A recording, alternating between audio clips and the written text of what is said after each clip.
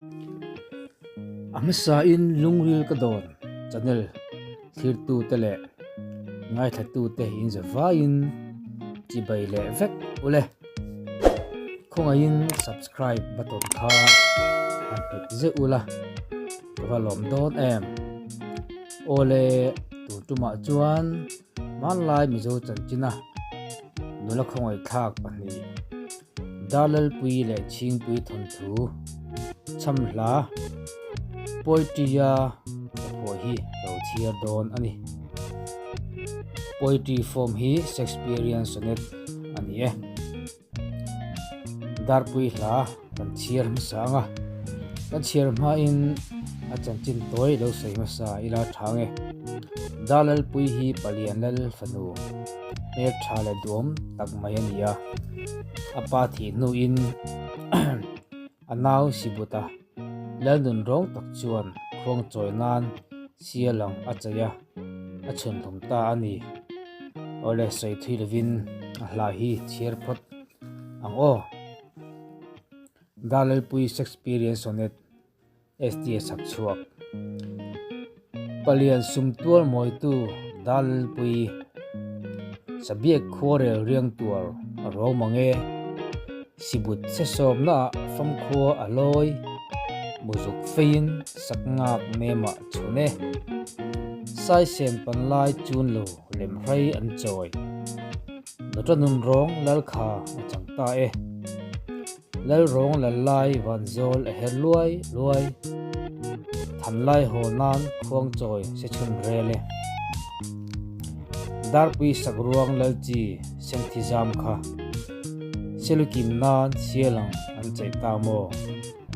sagruang talfiak an len sentibol kha thunglu tanin selu phana tarmo famnu azua panen piaral chua tiam to phuba an len sibut laka ole dalal pui la chu ti jong kha ania andal le hian thingpui kan chiar velenga thingpui ti poem kon chia tur hi Shakespearean sonnet form pho tho ania sonnet pani ani thong ani he hla hi chale thlang in dona kara mangai na thon thu mizo jiang mi masa ka plezia be chana ka pho ania in dona kara poi sei lo nula me thatak mai thing pui thi dan hian thinglung a khoi tak zet ani thon thuwa kan hriat dan chuan a fe kal tur hi konga akal lain rawin lo changin an sal ta ani mel maten na lu tana salama an ta na mun hi tun thlengin ta chi khodaya son mu tur alo mani ole chiarang le chingpui Shakespearean sonnet STA chap chuak buông theo vào khua thần tum zawal hel lai mimang duat lai thom tin barem lanu ami hluanin thaleng tin khum thingpui ruang tha no be he sen wang lai par chu kap tuang kum tuang lungdi a than wal chu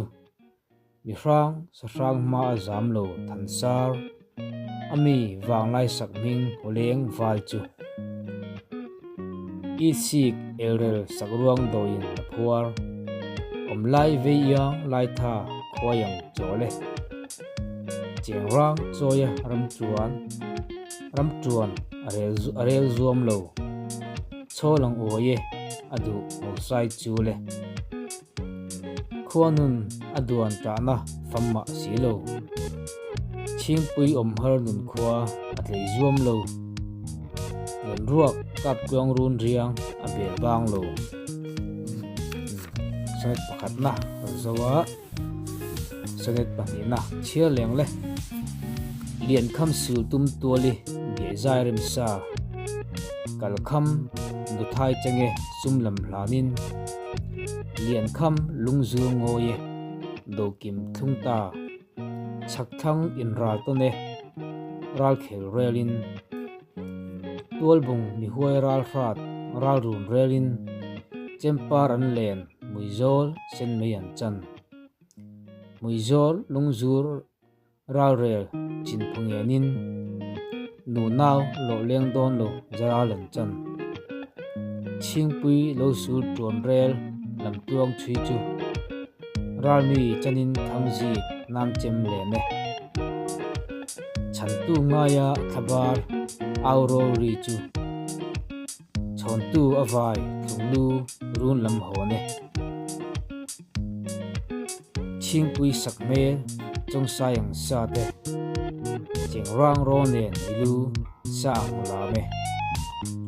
ti zong kha la kan chiar the chu nia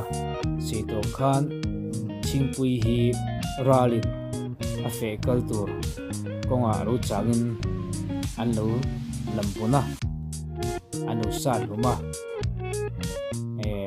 min chandu ti chung chungin chantu nei lovin ralaka thita dia alu hi tanin salama antara salama antar na mun hi tun thleng hian se tong khan ta chi phudaya son mutur alom ani at kal thi tan chuan amuna wa mu ve ngei po a thale ang ole mang thavek ule